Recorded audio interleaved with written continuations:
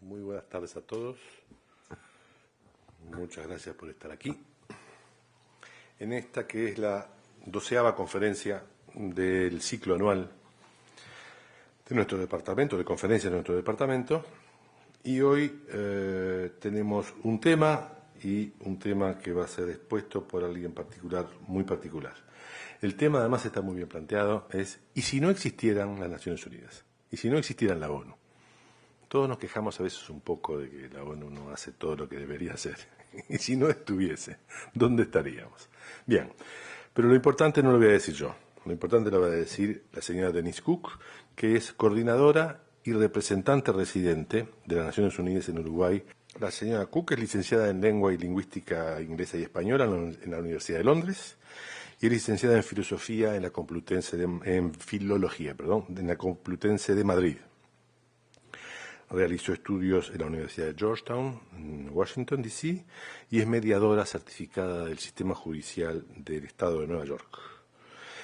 La señora Cook lleva 28 años trabajando en las Naciones Unidas, fue asesora en paz y desarrollo en la Oficina de Naciones Unidas en Colombia. Durante 10 años estuvo en el Departamento de Asuntos Políticos de Nueva York, de donde cubrió, entre otras cosas, el proceso de paz en Colombia. También fue portavoz asociada del secretario general Kofi Annan. Estuvo presente y trabajó en el proceso de paz en El Salvador, como oficial electoral en Nicaragua y como oficial de información de las Naciones Unidas de la ONU en España. Buenas tardes a todos, o buenos días, no, buenas tardes ya. Es para mí un placer estar aquí. Realmente había pasado por la puerta varias veces en este año que llevo en Montevideo. También había visto las siglas ORT en muchos sitios y tenía curiosidad por conocer la universidad, también por lo que muchos colegas míos me han hablado de ella.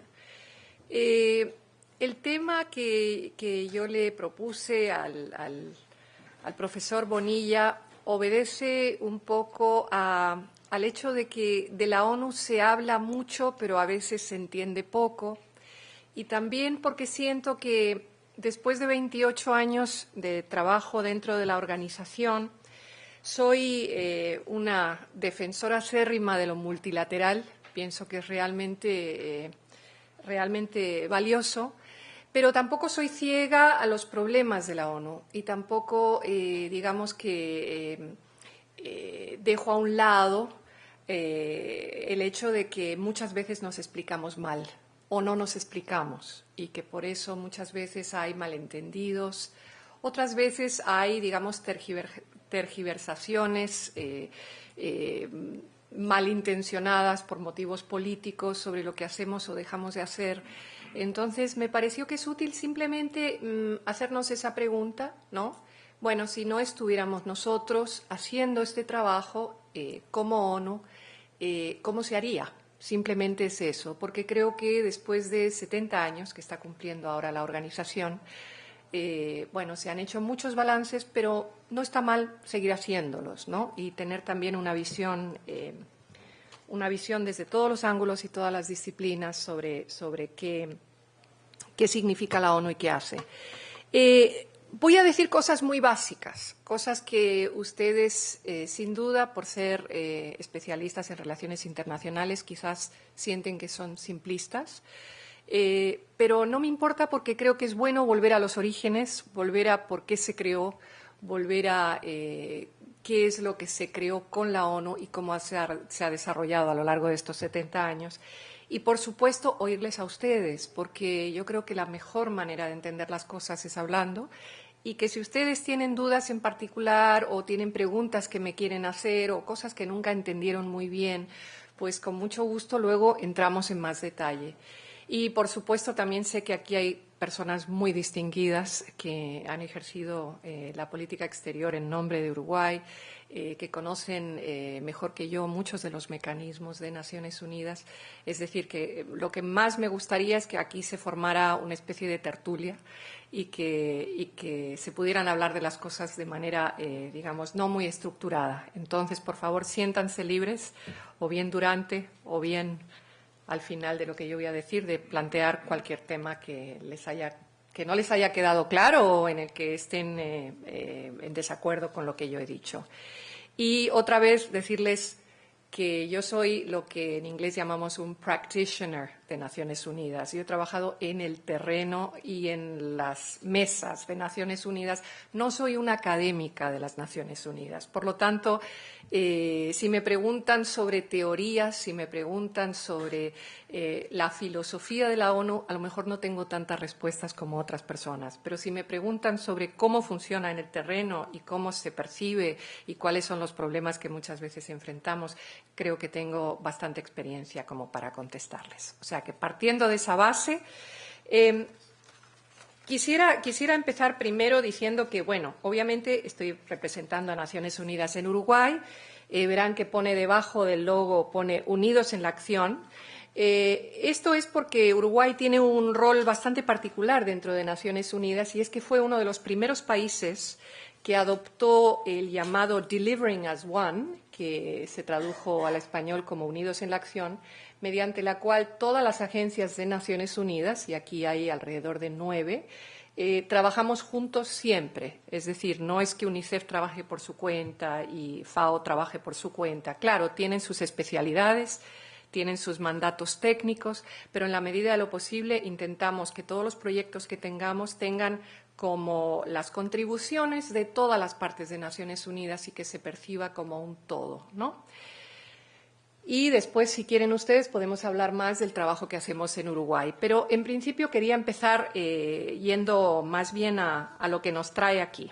Quisiera empezar diciendo que, bueno, cuando piensa la gente en la ONU o Naciones Unidas, hay una serie de palabras que le vienen uno a la mente, ¿no? Algunas son obvias, como guerra, paz, infancia, Consejo de Seguridad, el tan denostado Consejo, hambre, la bandera, los desastres, la pobreza, los cascos azules o cuerpos de pacificación, los derechos humanos, las armas nucleares y químicas, la Asamblea General, donde están representados todos los miembros y que es lo que sale sobre todo en las pantallas de televisión cada septiembre.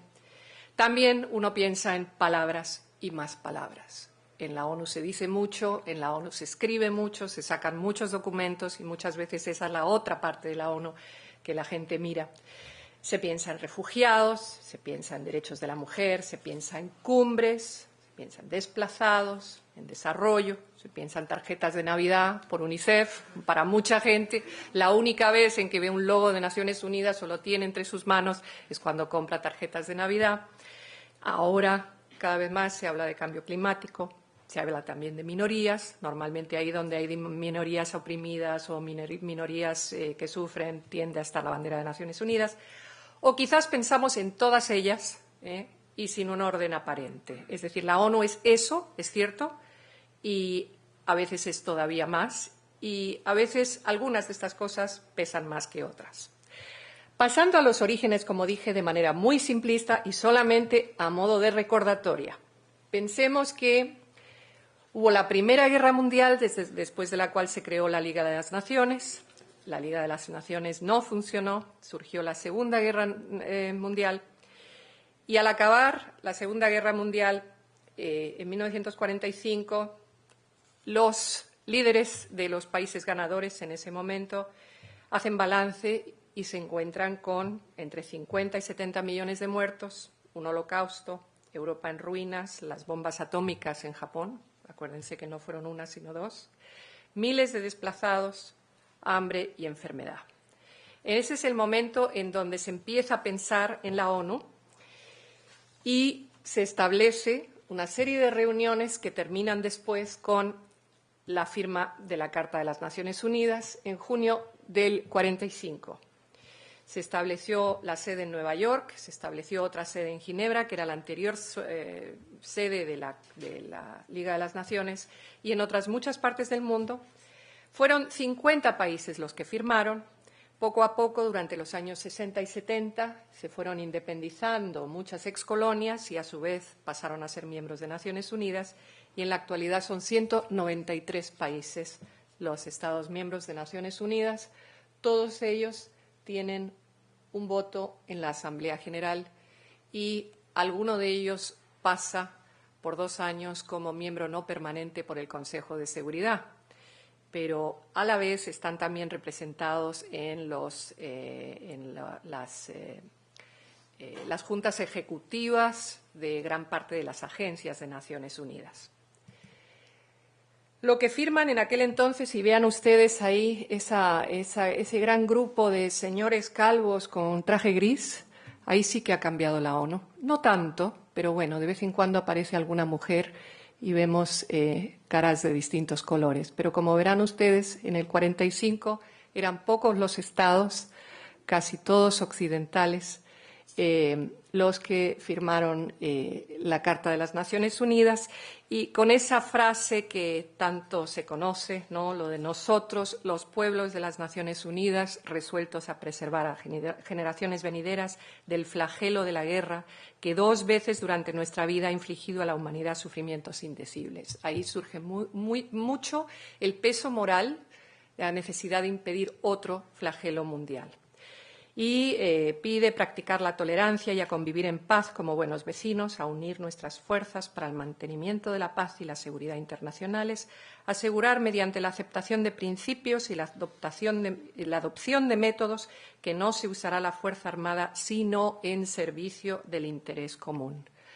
Esto que ahora a nosotros nos puede parecer como, archiconocido, en ese momento era realmente un cambio impresionante en lo que era la política de los estados, para los cuales la agresión militar había sido siempre una opción y de repente no lo era tanto, o sea, no lo era tanto sin justa causa, y firmaban también que querían practicar la tolerancia y a convivir en paz, lo cual era todo un nuevo comienzo, sabiendo que la Liga de las Naciones había fracasado y que las posibilidades de que se volviera a fracasar estaban ahí.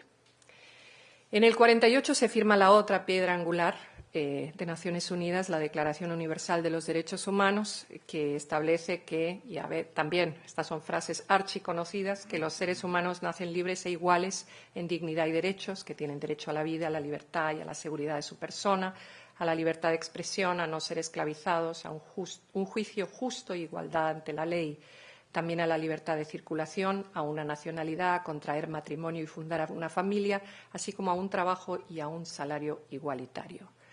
Todas estas cosas que nos parecen obvias, en el año 48 no lo eran en absoluto. Vivíamos en un mundo en donde todavía había personas esclavizadas, donde la libertad no era algo que se diera por hecho en muchísimos sitios. Y en gran medida la declaración ha sido fuente de inspiración para las constituciones de muchos estados que se han independizado desde entonces y también para muchas democracias nuevas, es decir, piedra angular en todos los sentidos. Y aunque no forma parte del derecho internacional vinculante, gracias a su aceptación por todos los países del mundo, pues evidentemente lo que tiene es un enorme peso moral. O sea, pocas personas se van a poner ahora a discutir la legalidad o la fuerza de la Declaración Universal. Hoy en día, después de 70 años de existencia, se cumplen el año que viene, y basándose en sus documentos raíz y en muchos acuerdos que se han firmado después, la ONU sigue teniendo esos principios, sigue queriendo mantener la paz en el mundo, desarrollar relaciones de diálogo entre distintos países del mundo, trabajar junto a los Estados para que las personas tengan esa vida digna de la que se habla en la Declaración Universal, luchando para eliminar la pobreza, el hambre, las enfermedades, la falta de educación y, sobre todo, promoviendo el respeto a los derechos humanos. La ONU también tiende a ser una especie de baluarte de lo nuevo. O sea, parece a veces una institución vetusta, llena de gente mayor que habla, pero en realidad hay muchos conceptos muy nuevos que surgen muchas veces a través de grises informes de Naciones Unidas y que poco a poco se van instituyendo como parte de la práctica habitual de las relaciones entre los Estados.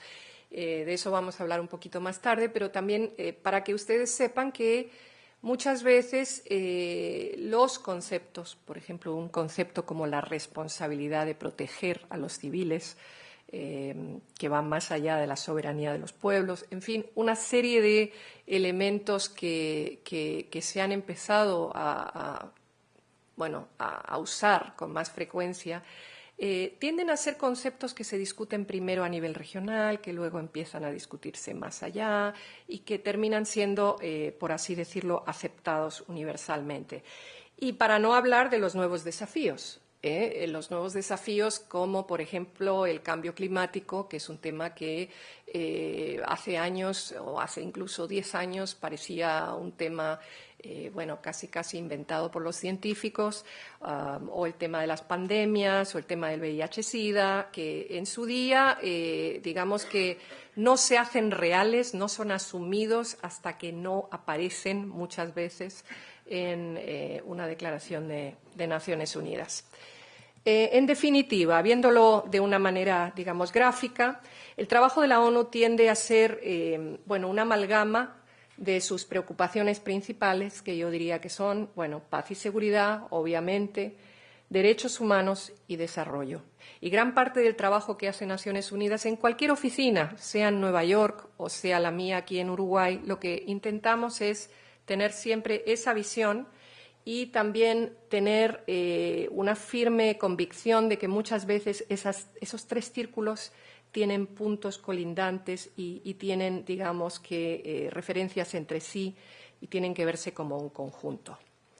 En el trabajo de una coordinadora residente, como en el caso mío, también añadimos otros temas que yo creo que son importantes, que son la parte humanitaria, es decir, hay países en donde hay crisis humanitaria, bien sea por desastres naturales o bien sea por conflicto.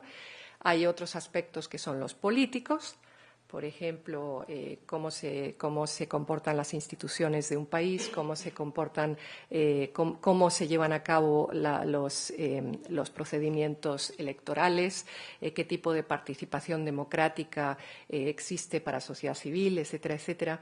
Y luego, por último, el tema de la seguridad vista como seguridad humana, cómo impacta sobre la vida de las personas la seguridad o la falta de seguridad, sea seguridad física o sea seguridad alimentaria, en fin, la seguridad en su concepto más amplio. Pero vamos a pasar a por qué se polemiza sobre la estructura de la ONU, y aquí encontré un dibujito que me pareció muy gráfico.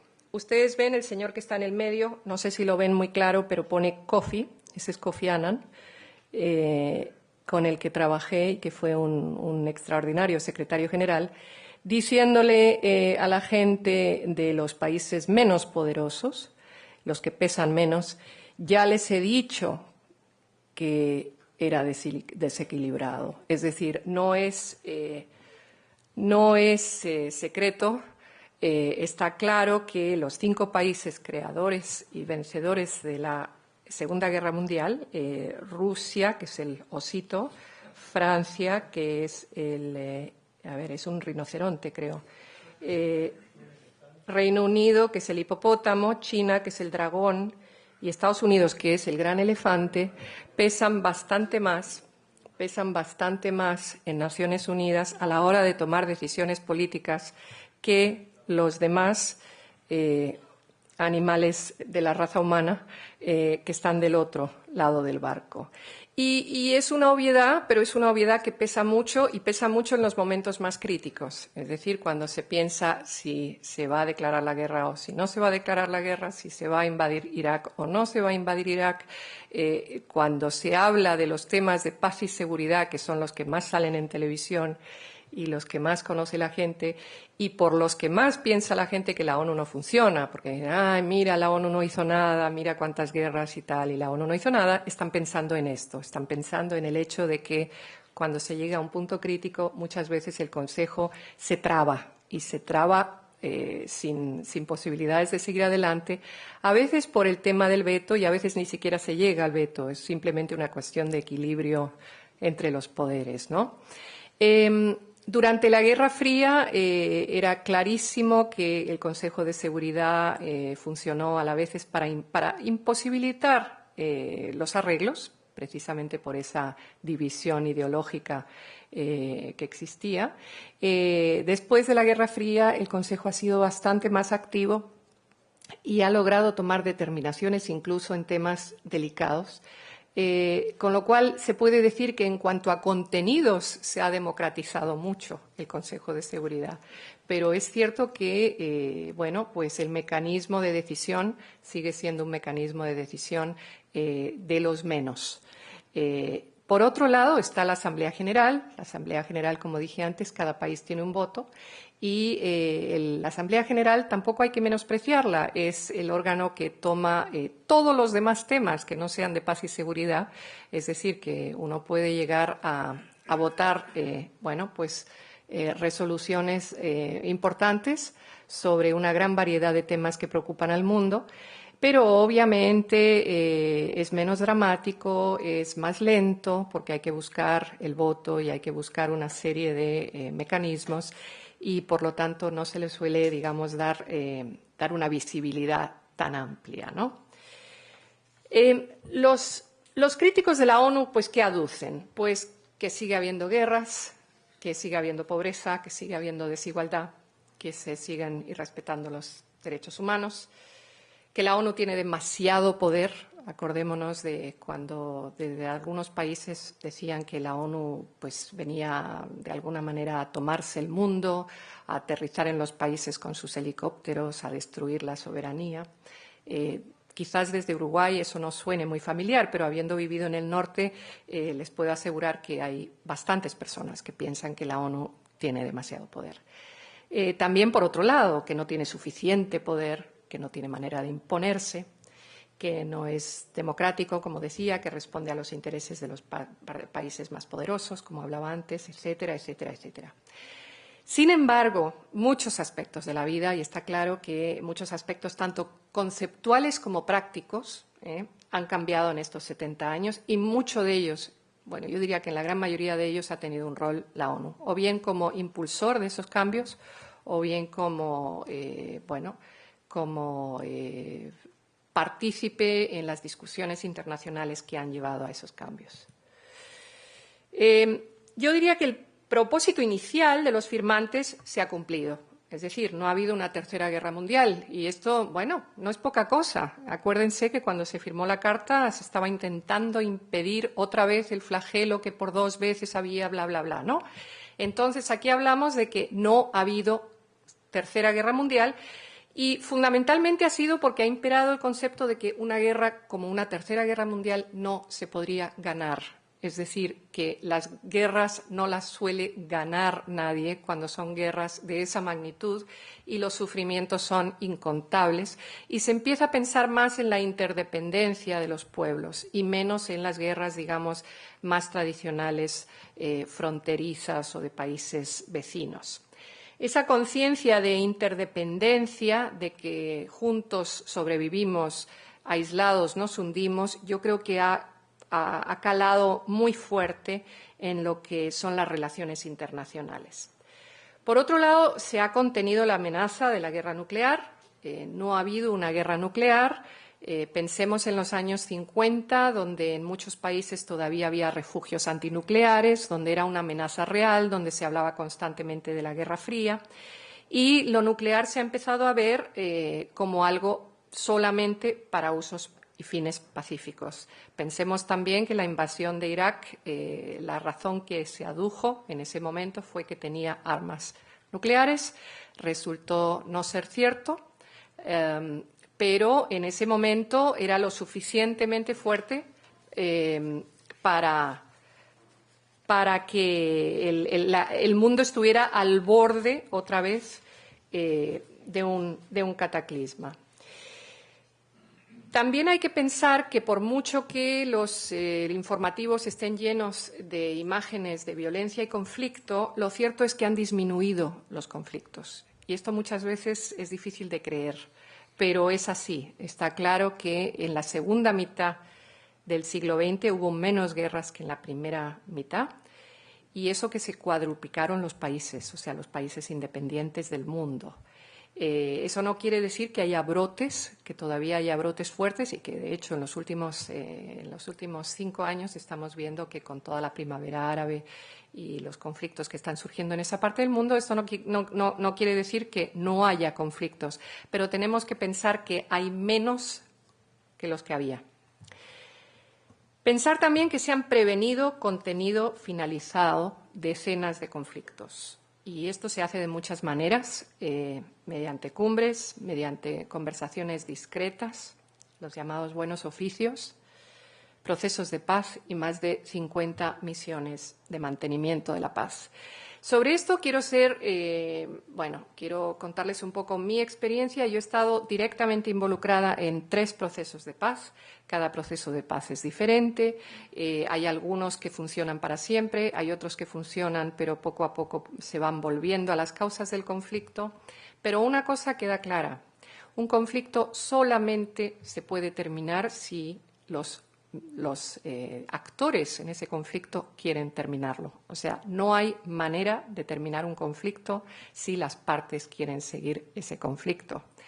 Entonces, lo que importa mucho en los procesos de paz, que antes involucraban solamente a las Fuerzas Armadas de cada país y era todo mucho más fácil porque se hacía normalmente entre 2 estados y se paraban en la frontera y se firmaban o no se firmaban acuerdos de paz o de rendición. Hacer la paz en un mundo como el nuestro, donde lo transfronterizo es cada vez más claro, donde hay grandes movimientos de desplazados y refugiados, donde hay problemas étnicos que pasan más allá de las fronteras, donde muchas veces son guerras internas, fratricidas, o por temas religiosos o étnicos, o por tenencia de tierra. No es tan fácil como firmar un acuerdo. Requiere muchas veces un proceso multidimensional de construcción de paz y muchos años de trabajo dentro de ese país para afianzar a las personas que han firmado la paz y también para involucrar en ese acuerdo a la sociedad civil, ¿no? Cosa que es nueva, porque antes no se consultaba a la sociedad civil cuando se paraban las guerras. Para no hablar, claro, del desminado. El desminado, lo que deja las guerras, ¿no? El desminado en muchos países, en El Salvador, en Camboya, en Bosnia, en toda una serie de países donde se retiran las tropas, se firma la paz, pero queda un desastre total, sobre todo en zonas rurales. Y, por supuesto, la reconstrucción de un país destruido. Todo esto ha sido algo que ha estado, digamos, en el centro de la agenda de Naciones Unidas. Recuerdo haber hablado muchas veces con colegas y siempre nos asombramos de lo fácil que es empezar una guerra y lo difícil que es recomponer un tejido social cuando se termina una guerra. Es prácticamente imposible, es trabajo de generaciones y, sin embargo, hay que intentarlo.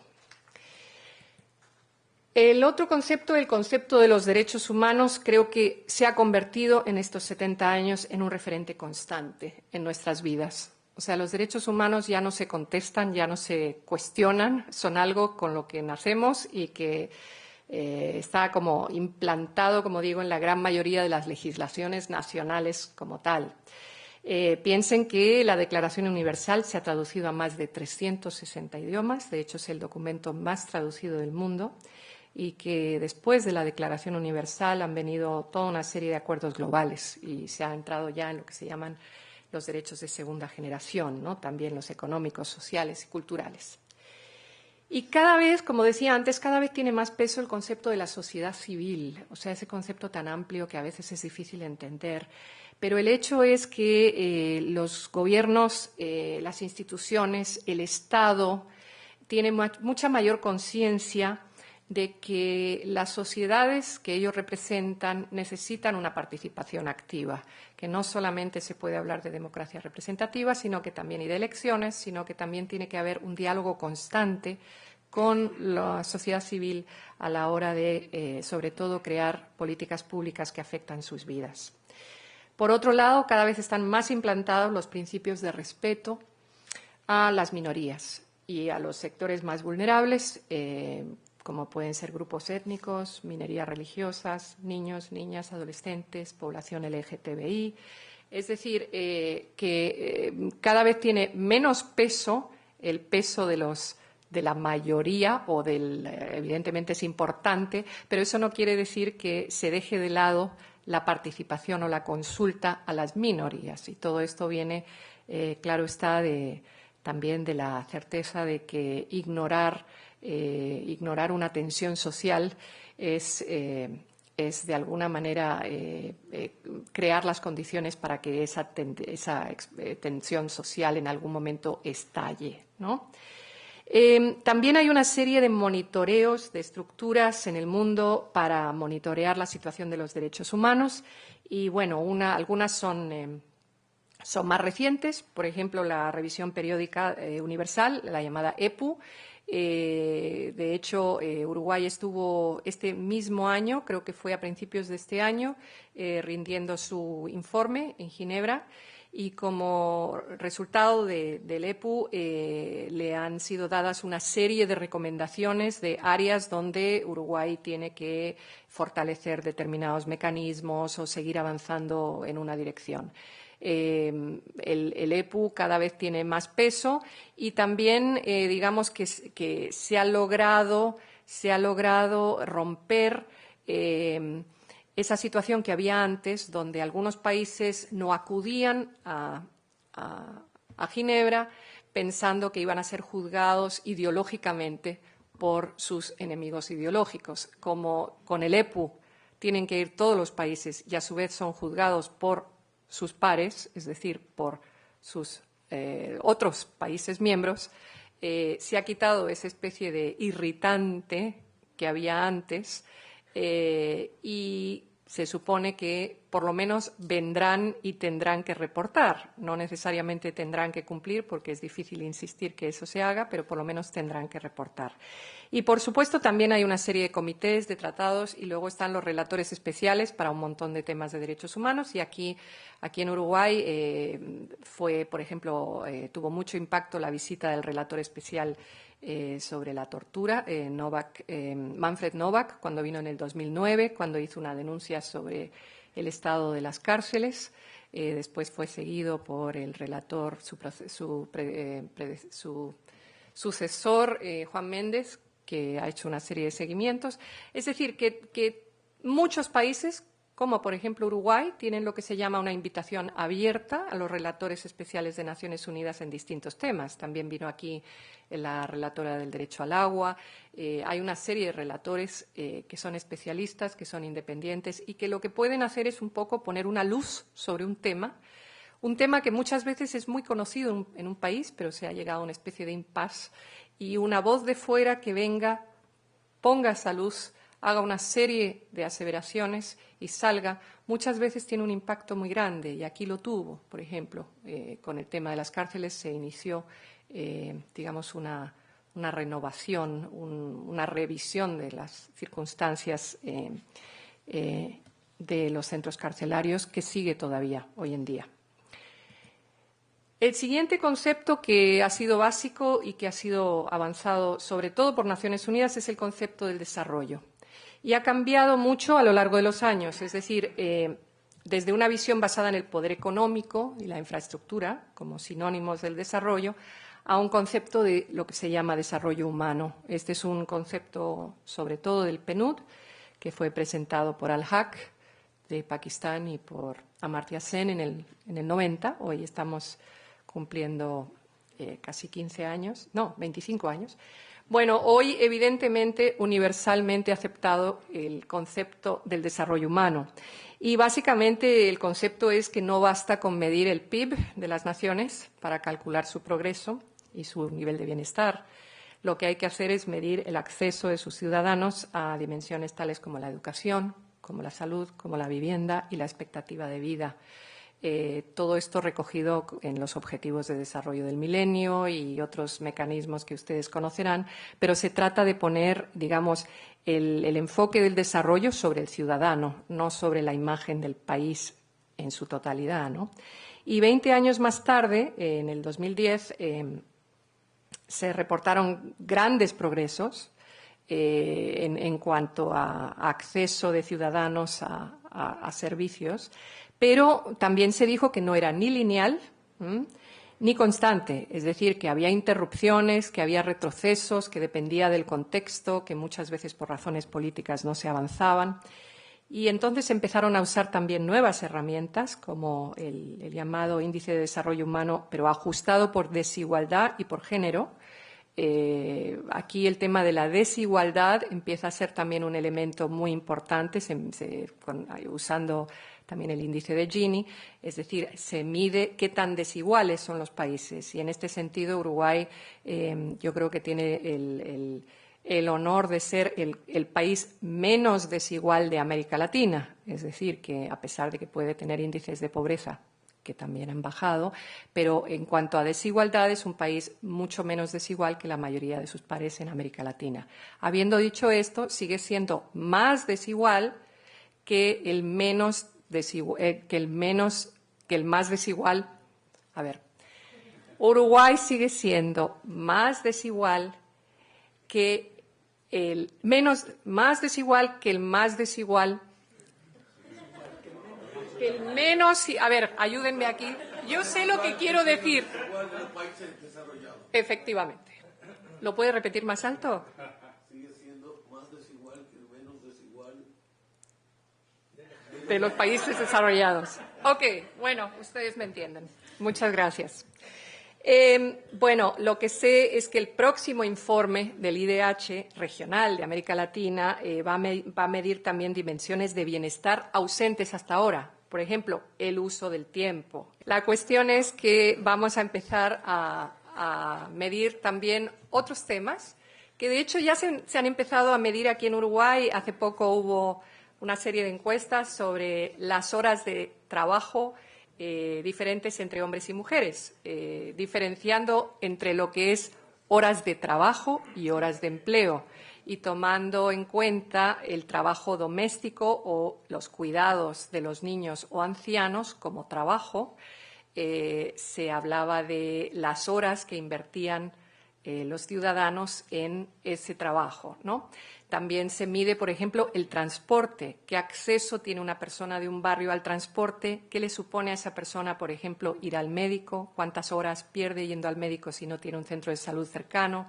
Esas horas se pierden del trabajo. En fin, se empieza a hacer mediciones mucho más sofisticadas y eso, claro, también es cuestión de que cada vez en esta región del mundo, de América Latina, hay más países de renta media alta, y entonces ya no se está mirando tanto los indicadores básicos como acceso a agua potable, acceso o cifras de mortalidad infantil, sino que se está mirando cifras de un bienestar mayor y más sofisticado, ¿no?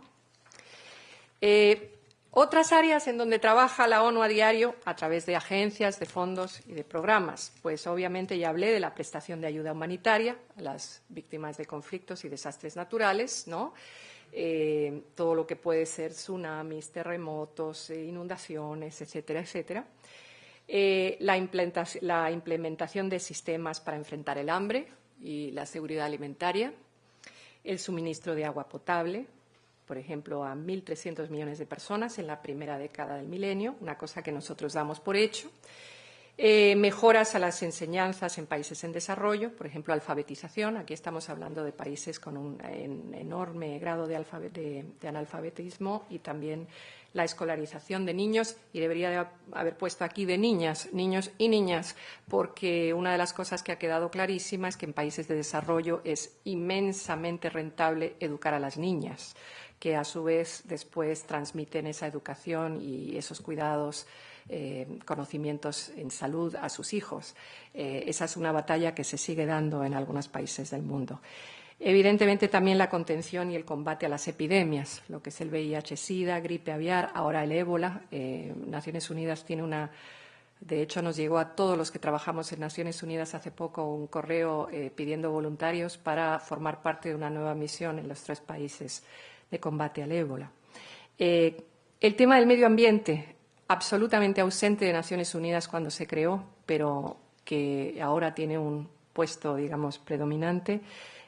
Combate a la desertificación, al cambio climático, promoción de las energías renovables, todos estos retos medioambientales que para las personas de su generación son obvios, pero que no lo eran ni siquiera hace 10 años. Cosas muy técnicas, por ejemplo, y hago la pregunta, si no existiera Naciones Unidas, ¿quién estaría reglamentando el transporte por aire? quién estaría manteniendo las normativas sobre traslado de sustancias peligrosas, quién estaría haciendo una serie de normativas consensuadas con un montón de países que luego se aplican y se aceptan como norma. Y, por supuesto, el fortalecimiento de estructuras democráticas. Es difícil, es un tema difícil porque es obvio que hay países dentro de Naciones Unidas que no se pueden considerar democráticos y, sin embargo, gran parte del trabajo que se hace sobre el terreno es fortalecimiento de parlamentos, fortalecimiento de partidos políticos, fortalecimiento de estructuras de gobierno, todo lo que en Naciones Unidas llamamos gobernabilidad democrática. Y, bueno, esta es otra de las áreas que trabajamos aquí muy fuertemente.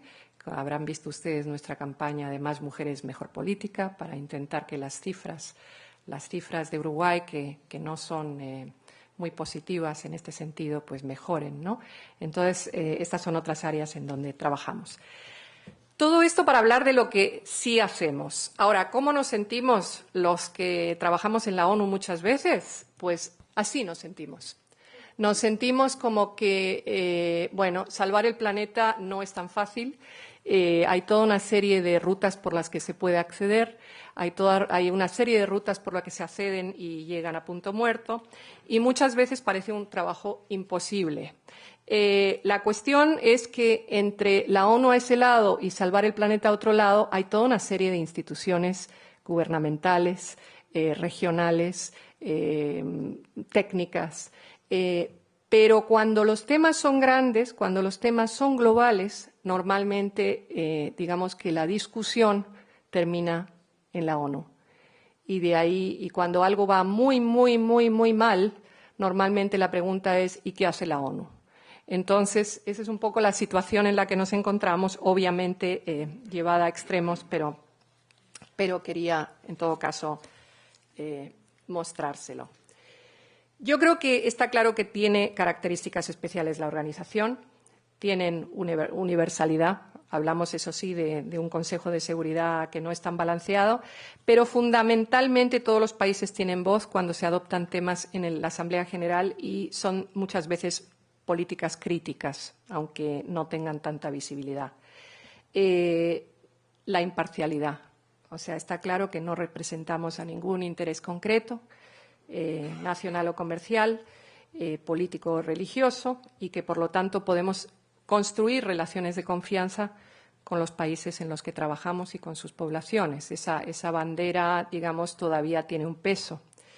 El alcance. Estamos en todas las partes del mundo. O sea, yo creo que hay algunos países de Europa donde no estamos, aunque a veces hay comités de apoyo a UNICEF, pero en la gran mayoría de los países uno siempre puede encontrar un representante de Naciones Unidas. Su amplitud, o sea, de una ONU que empezó más bien chiquita, mirando los desafíos de la Asamblea, de la Segunda Guerra Mundial y cómo reconstruir, se han ido creando una serie de agencias especializadas, ¿no? En prácticamente todas las áreas. Por ejemplo, existe ONU-SIDA para todo lo que es la lucha contra el VIH-SIDA, existe el PMA, el Programa Mundial de Alimentos, en fin, hay una serie de oficinas que tratan temas muy diversos, que abarca todas las necesidades y las emergencias. La diversidad, yo creo que quizás uno de los premios de trabajar en Naciones Unidas es que uno llega a conocer gente de todo el mundo y a trabajar con ellos, y uno se da cuenta, como decía una camiseta de Naciones Unidas, que somos más iguales de lo que somos diferentes. Es decir, tenemos muchas más cosas en común con una persona de otro continente, de otro idioma, de otra religión, de otro color, de lo que tenemos de diferente. Y se trata sobre todo, ¿no?, de buscar esa humanidad compartida. Pero, como toda empresa humana, siempre es perfectible. Y ahí, bienvenidos los comentarios, bienvenidos los apoyos, bienvenidos a aquellos que piensen que a lo mejor en vez de la ONU podría haber otra cosa. En ese caso sería cuestión de hablarlo.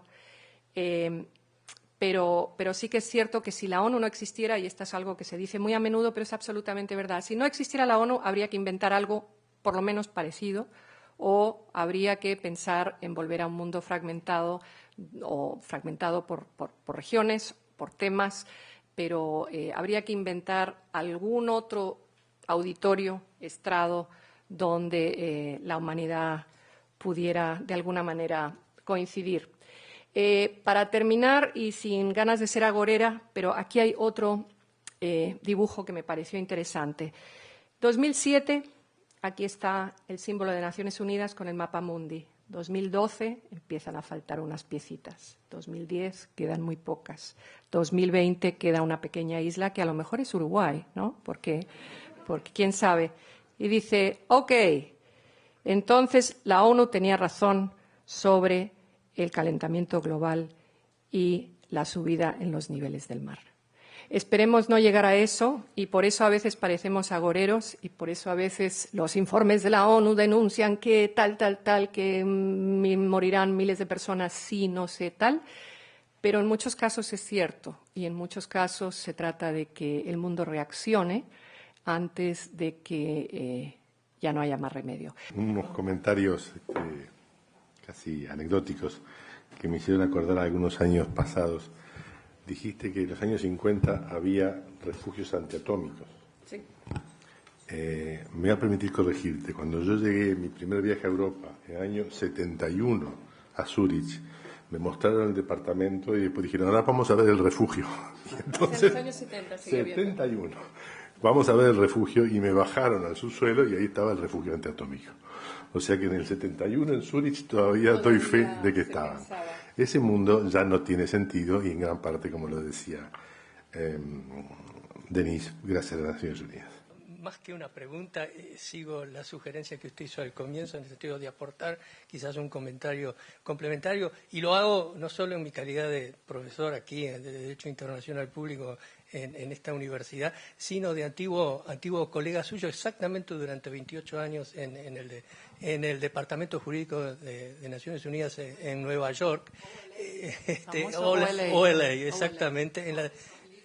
Exactamente. Y justamente en esa capacidad tuve y estoy aportando algún elemento adicional a lo que usted señaló, a la obra incalculable que ha hecho, porque no hago más que ratificar todo lo que usted dijo, y lo que trato es de aportar una cosita más de lo que fue mi experiencia personal, pero de todos modos usted lo mencionó ligeramente, estos dos aspectos que yo quiero decir. Usted mencionó algo acerca de que se cuadruplicaron los países durante el proceso de existencia de la ONU, el periodo de existencia de la ONU.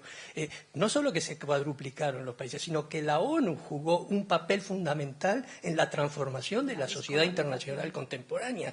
Todo el fenómeno de descolonización y el mismo concepto de la palabra descolonización, es decir, como digamos lo más bajo de la escala de valores internacional, fue una contribución de la Asamblea General de las Naciones Unidas a través de su labor de adopción de resoluciones en materia de descolonización, y llevó justamente a esa cuadruplicación de la sociedad internacional, lo cual, esa cuadruplicación y esa universalización que adquirió la organización a través de ese proceso de descolonización, llevó justamente a darle todavía una dimensión mayor a este segundo aspecto que yo quiero destacar de la labor de la ONU, que claro, está muy en consonancia con lo que yo trabajé durante esos 28 años comunes, no comunes exactamente en los años, sino en el número de años. Ya hace 13 años que estoy jubilado de Naciones Unidas. Decía que es la labor de codificación del derecho internacional. Usted mencionó algo acerca de la adopción de normativas en algunas áreas, pero no fue solo eso, fue la transformación literal del derecho internacional de una rama del derecho que estaba basado en ciertas costumbres, un derecho preponderantemente consuetudinario, a la existencia de un verdadero derecho internacional con una base consensual, una base convencional basado en grandes tratados, en grandes convenciones internacionales, no solamente en algunas áreas técnicas como las que usted mencionó, sino en relación con prácticamente todas las áreas del derecho internacional. Es decir, el derecho internacional de hoy y esa universalidad del derecho internacional de hoy sería absolutamente inconcebible sin la extraordinaria labor de las Naciones Unidas. Y con esto hago una ligazón que me parece muy pertinente y le paso la palabra al doctor Operti, antiguo ministro de Relaciones Exteriores de Uruguay, y también activo partícipe en uno de los órganos de codificación de las Naciones Unidas, como es la Comisión de Derecho Internacional de las Naciones Unidas. Bueno, la primera cosa que quiero decir es el placer que he sentido en escucharla. Es bueno de vez en cuando escuchar gente que haga el refreshing de las cosas y que lo vuelva a uno al principio de las cosas. Es la primera cosa que le quiero decir. Estoy contento de haber venido, contento de escucharla y satisfecho de escucharla. Veo en usted además que tiene vocación. Sí, y el mundo necesita vocación. Sí. Sin vocación hay otro tipo de fenómenos que es el automatismo, la burocracia, y la vocación es una cosa distinta. La segunda cosa que le quiero decir a usted y en fin a los demás compañeros aquí de sala es que de alguna manera Naciones Unidas está entrampada en su propia reforma. Es decir, esa dialéctica Asamblea General, Consejo de Seguridad, ese Consejo de Seguridad cuestionado porque violenta el principio de igualdad y violenta una mirada del mundo que tiene que ver con potencias superiores, que digamos de alguna manera incluso deja de lado el concepto de región, un concepto que se ha desarrollado evidentemente en las últimas decenas de años.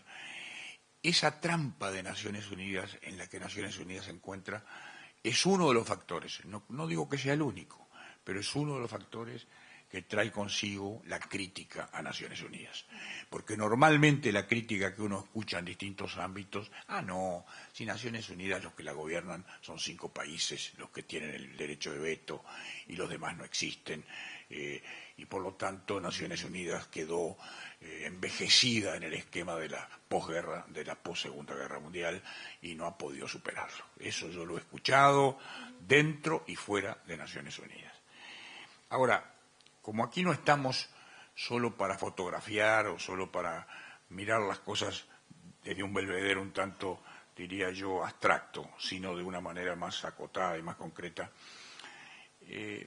yo tengo la sensación de que, primero contesto afirmativamente de que si no existiera Naciones Unidas habría que inventarla, pero eso tiene que ver con el pasado, de alguna manera, independientemente de la agenda presente.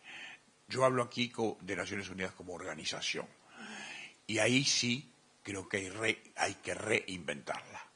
Es decir, Naciones Unidas ya no soporta más, creo yo, esa separación de poderes, por decirlo de un modo, en que tiene un poder ejecutivo que tiene las facultades más amplias y diría yo no sujetas a otro límite más que el de sus propias decisiones, y un poder legislativo, entre comillas, que es la Asamblea, con sus declaraciones, su discusión sobre los grandes temas, pero que no se traducen, incluso a nivel de opinión pública internacional, con la fuerza que tiene una decisión vinculante. Entonces, este proceso de reforma viene todos los años sistemáticamente considerándose la ampliación del Consejo de Seguridad, tanto su membresía de miembros permanentes como de miembros no permanentes. La membresía de los permanentes, lógicamente, suscita más reacciones, porque significa o compartir el veto o darle el veto a otros, y eso trae consigo diferencias regionales. En su tiempo hubo una idea que anduvo por allí en Naciones Unidas de crear miembros permanentes regionales, que fueran rotativos dentro de la región, pero que fueran regionales. De manera que eso dilucidaba la cuestión Pakistán-India, eso dilucidaba la cuestión Brasil-México, eso dilucidaba cuestiones de esta naturaleza que vemos en todos los continentes. Entonces, no estoy diciendo que esa sea la solución mágica, ni mucho menos, pero lo que eso sí pauta es que hay que salir un poco del concepto de la universalidad tal como está planteado y darle ingreso al concepto de región.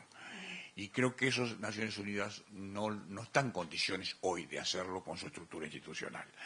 Entonces, una Asamblea General Extraordinaria Constituyente de Naciones Unidas, ¿verdad?, que pudiera llevarle a la opinión pública internacional una puesta a punto en la creencia en Naciones Unidas, al mismo tiempo que en su mayor eficacia, sería sin duda, me parece a mí, el inicio de un proceso de reconversión, donde el mundo ya no está sacudido posiblemente por guerras mundiales, pero está sacudido por guerras focales, focales vistos desde fuera, centrales para los que las sufren. Y ese mundo además hoy tiene una estructura que ya no es interetática, es una estructura que ya no se basa en Westfalia, se basa en que hay comunidades muy fuertes en el mundo que esgrimen como patrón de su conducta la religión, la creencia, determinados ritos, que hace que la problemática del mundo hoy no sea la que enfrentaba Naciones Unidas en el 45 al crearse, donde la lucha era entre potencias, entre estados. Hoy parecería que, sin dar la razón a los que plantean una visión, yo diría, dramática de la cuestión, pero advirtiendo, sí, que no están mal orientados, hay un choque de civilizaciones. De alguna manera hay un choque de civilizaciones. Y los últimos datos de la realidad muestran ese choque. Ahora, ese choque puede, de alguna manera, evitarse, puede canalizarse, puede sincerarse. La primera cosa, a partir de un sinceramiento. El profesor Rama mencionaba el desarrollo jurídico. Yo podría decir que en esta materia Naciones Unidas ha hecho una obra formidable. Por ejemplo, el Estatuto de Roma, por ejemplo, que creó la Corte Penal Internacional. Todo el derecho de los tratados de los años 60, el derecho del mar, todo. De manera que sobre eso no hay debate. El debate ya no es si absuelve la materia de su aprobación del pasado. El debate es si absuelve la materia de su aprobación del futuro. Y en el futuro es donde yo creo que usted y otras funcionarias y amigos de Naciones Unidas están envueltos. Deberíamos todos pensar en ello, porque del modo en que van las cosas, la decepción le gana a la ilusión. Y la ilusión es lo que mantiene la fe de los pueblos en sus instituciones, la confianza en sus instituciones. Y hoy no hay una corriente de confianza extendida en Naciones Unidas. Y no la hay porque los conflictos focalizados, locales, muestran un nivel de imposibilidad de Naciones Unidas. Yo le voy a poner un ejemplo y con eso termino. En uno de los tantos conflictos de Israel-Palestina, a mí me tocó proponer la formación del cuarteto. Cuarteto integrado por el secretario general de Naciones Unidas, Rusia, Estados Unidos y la Unión Europea. Ese cuarteto ha venido funcionando y ha ofrecido proposiciones, planteamientos en la línea de las viejas resoluciones de los años 47-48. Sin embargo, en los hechos no ha podido evitar los nuevos conflictos con muertes de civiles y de soldados. Y ahí, claro, inmediatamente la primera reacción primaria es decir, ¿y Naciones Unidas? ¿Qué pasa con Naciones Unidas?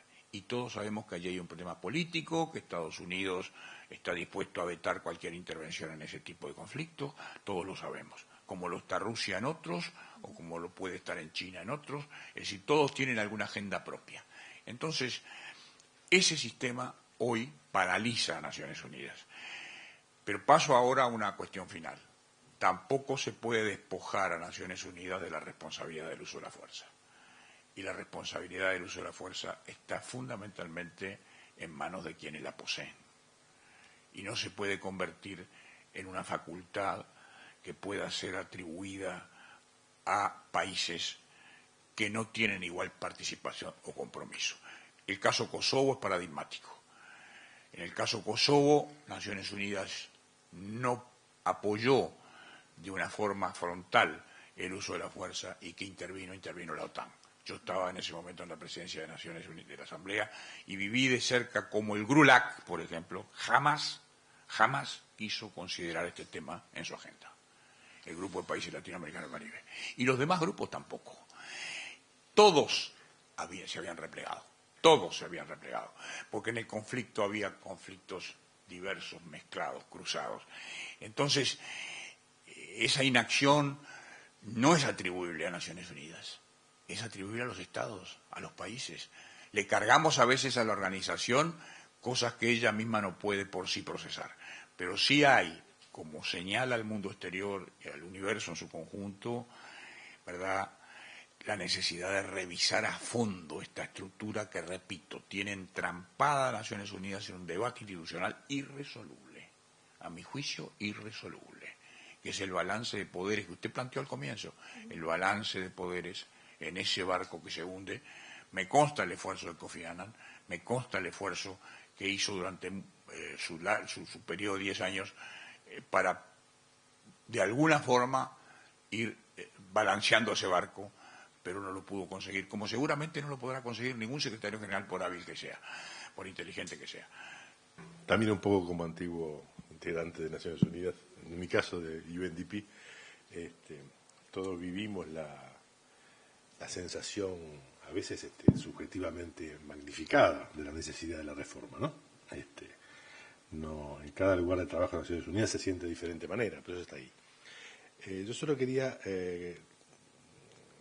reaccionar a lo que han dicho el doctor Rama y el doctor Operti, en el sentido que quizás lo que llamamos crisis de Naciones Unidas o trabazón de Naciones Unidas o situación, digamos, bloqueada de Naciones Unidas, en realidad es un poco injusto con la institución, más allá que tenga su déficit propio, digamos. Creo que la conformación del mundo internacional está variando mucho más allá de Naciones Unidas. Es decir, cuando tú lo decías, el enfoque regional para la reforma, bueno, eso está de alguna manera en consonancia con un cierto enflaquecimiento, no quise decir debilitamiento, del Estado Nacional. Y el modelo conceptual de Naciones Unidas está basado en el Estado Nacional. Entonces, si el Estado Nacional, por un lado, se ve, yo diría, bien y progresivamente y superado por iniciativas ampliamente exitosas como la Unión Europea, también se ve, en otro sentido, debilitado por la aparición de unidades subnacionales que empiezan a pretender subsistir debajo de un paraguas. Entonces, hay un cambio mucho más profundo en el cual quizás esté la gran trabazón para que un organismo, que a su vez es universal como Naciones Unidas, proceda a concebir siquiera un cambio. Entonces yo inscribiría las dificultades de Naciones Unidas en las dificultades de una transición general del mundo internacional, en donde arrancamos con un modelo claramente de potencias y de potencias nacionales, y estamos en un mundo en que seguramente eso empieza a ver sus límites. Yo quisiera simplemente caucionar, to caution, como dicen en inglés, una palabra de atención sobre aquellas reformas en el plano internacional que no tengan y que no reflejen cierto realismo político. Las hemos conocido también en el campo de las Naciones Unidas, reformas que a veces, y yo no sé ni cómo se lograron, muy idealistas en el plano del papel, en el campo, por ejemplo, del derecho del mar, lo podríamos decir en relación con la parte 11 famosa de la explotación de los fondos marinos del fondo del mar, declarados patrimonio común de la humanidad, y en la Convención del Derecho del Mar adoptarse en el capítulo 11 un régimen absolutamente idealista, basado en contribuciones financieras supuestas de las grandes potencias, con transmisión gratuita de tecnología a la empresa de Naciones Unidas. Es decir, todo un régimen divino desde el punto de vista de los ideales internacionales. ¿Qué pasó? Pasaron 11 años, las grandes potencias no ratificaban la Convención del Derecho del Mar, no tenía ninguna efectividad la parte 11, y que se llegó a la absoluta necesidad de un nuevo acuerdo que tuviera el apoyo de las grandes potencias, y le quitó, aunque mantuvo la cáscara del patrimonio común de la humanidad para los fondos marinos y oceánicos, le quitó toda esa aureola, digamos, de beneficio de la humanidad, de actividad de la empresa en beneficio de la humanidad, y puso a los órganos de Naciones Unidas en un plano, digamos, realista de las reglas del mercado. Así que de vuelta, repito, muy linda toda la teoría, muy linda todas las palabras, pero hay una realidad internacional que creo que Naciones Unidas, y apoyando 100% lo dicho por la doctora Cook, ha hecho una obra maravillosa en ese imbalance, en ese desequilibrio político entre los estados, ha obtenido resultados maravillosos con los resultados que ha obtenido. Entonces, cuidado con que nos pase en un plano todavía mucho más amplio del derecho internacional de llegar a soluciones preciosas como la del capítulo 11 de la Convención de Derecho del Mar, que no ha tenido ninguna aplicación práctica. Y bueno, primero que nada, gracias por los aportes de los académicos y de los exfuncionarios de Naciones Unidas o de los que han estado allí como representantes de Uruguay, porque como dije, yo no he vivido, digamos, la parte más académica o más teórica, sino la más práctica, entonces me encanta aprender también oyéndoles a ustedes hablar de sus experiencias, ¿no? El profesor Rama hablaba de descolonización.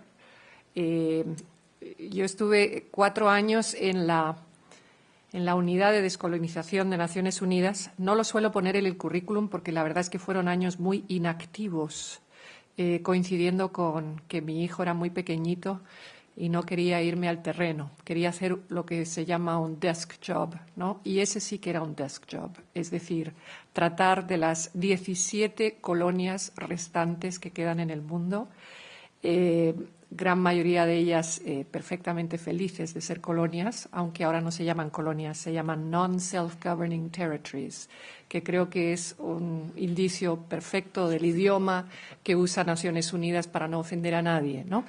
Entonces, los non-self-governing territories son las 17 restantes colonias, pero pensemos que había más de 100 que se independizaron y que las que quedan están en situaciones, normalmente son pequeñas islas que sienten que no serían viables como países independientes, o bien son diferendos territoriales bastante controvertidos, como puede ser el tema de Gibraltar o el tema de las Malvinas o Sáhara Occidental, en fin, cuestiones que, a pesar de estar en la lista de descolonización, tienen también diferendos territoriales que impiden que se avance. Pero sí, importante por lo que supone la historia.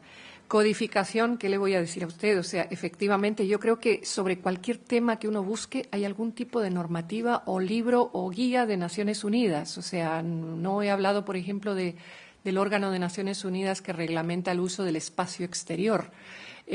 Dicho sea, nunca he conocido a ningún colega que trabaje allí, pero me imagino que los hay, ¿no? Tiene que haberlos. Out of Space Division. The Out of Space Division efectivamente existe, ¿no? Y es cierto, hay normativas para todo y se ha codificado con muchísimo cuidado toda una serie de temas en mucho detalle. Lo que decía el ministro Operti sobre la reforma, efectivamente, la palabra reforma es una de esas palabras que flotan sobre Naciones Unidas siempre y a las que se hace constante referencia. Se ha avanzado muy poco, es dudoso que se avance a menos que haya un acuerdo con respecto a cómo ha cambiado la estructura mundial, pero eso implica que aquellos que tienen, digamos, la membresía por haber sido los vencedores de la Segunda Guerra Mundial y que actualmente no representan a tantas personas, estén dispuestos a abrir el abanico. Y ahí se impone más, digamos, una autorreforma por parte de los Estados miembros y cómo visualizan el mundo, más que una reforma impulsada por el secretario general, lamentablemente. También es cierto lo que se dice, que para muchos Estados miembros es mejor tener un secretario que un general, cuando se habla del secretario general. Y eso se ha hablado mucho, ¿no? Se ha hablado mucho de cómo, evidentemente, para muchos gobiernos, pues es más fácil funcionar cuando se instrumentaliza la institución que cuando se entra realmente en un debate a fondo, ¿no? Por eso yo creo que en los últimos años la ONU ha tenido más éxito en los temas globales, en los temas que sí son incumbencia de todo el mundo, como puede ser el calentamiento global, como pueden ser las epidemias, porque ahí no hay discusión. Pero efectivamente cuando se habla de, pues de el clash of civilizations, que se habla, ¿no? Cuando se habla de los recursos naturales y la lucha por la tierra o por el fondo del mar, cuando se hablan de temas que implican inversiones grandes y poder geoestratégico, es mucho más difícil reformar desde dentro. Habiendo dicho eso, yo doy gracias a que he podido trabajar mucho en el terreno, en el famoso field que se llama. Yo creo que cualquiera que pase demasiado tiempo en la sede de Naciones Unidas en Nueva York, termina de alguna manera, pues ahogado por lo que son procedimientos que parecen algunas veces tener una razón de ser en sí mismos. Y siempre es bueno volver a trabajar en el terreno, porque ahí uno tiene contacto directo con los socios, con los beneficiarios, se da uno cuenta para qué está la ONU, ¿no? Y en ese sentido yo creo que cuando pienso en la ONU siempre tengo una visión distinta a la del Consejo de Seguridad y de la Asamblea General. Siempre pienso pues en aquellos colegas que estaban en Irak y que murieron en el bombardeo del Hotel Canal, aquellos colegas que trabajan con los refugiados en situaciones realmente difíciles, aquellos que se están ofreciendo voluntarios para trabajar ahora en Sierra Leona y otros países donde hay ébola, ¿no? Porque creo que eso demuestra realmente la vocación de las personas que viven su trabajo de una manera multilateral, internacional y pensando en principios, ¿no? Y yo, por ejemplo, he sido de las personas que en la sede opinaba que debía de ser obligatorio pasar tiempo en el terreno. Y no eran todos los que pensaban así. Había personas que realmente pensaban que no, que uno podía vivir toda la vida trabajando en Nueva York o en Ginebra y servir perfectamente a la organización. Y sí, lo habrán servido de cierta manera, pero siento que ese equilibrio sede, terreno, es importantísimo, como es también para los diplomáticos, ¿no? Para tener un contacto real con nosotros los pueblos, ¿no? Que al final es para lo que se creó la organización.